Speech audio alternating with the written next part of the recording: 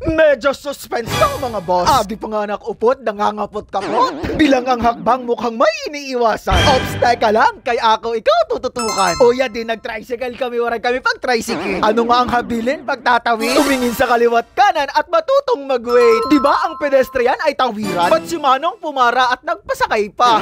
Napansin pa tuloy ni Kuya kahit medyo tensionado siya. Itong si Manong nakatungo siguro nang na-discuss ito sa kanya. At habang kami nga'y papalapit, napadaan pa nga sa gasolinahan para makaihi saglit. Ang totoo, siguro ka ba mo'y humahagupit sa iyong dibdib? O ayan na, papasok na kami sa klinik. Pinasulat na nga siya ng kanyang info para siya na daw ang next. Lalim ng iniisip. Kala mo pa nga, huy, bagang lang yun na may kunting kurot sa iyong gilagid. O ano, ready ka na?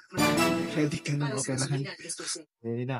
Oh, ito na. This is the truth. Tatanggalan ka na ng panga. Ay, mali. Bagang pala. Sabi ko nga, that solo ka na. Gusto mo may kasama? Yan, napagtripan tuloy kita. Tagal ko na diyang nag-wait. Huwari ko, paglabas niya, zero teeth na siya. Tapos ka na?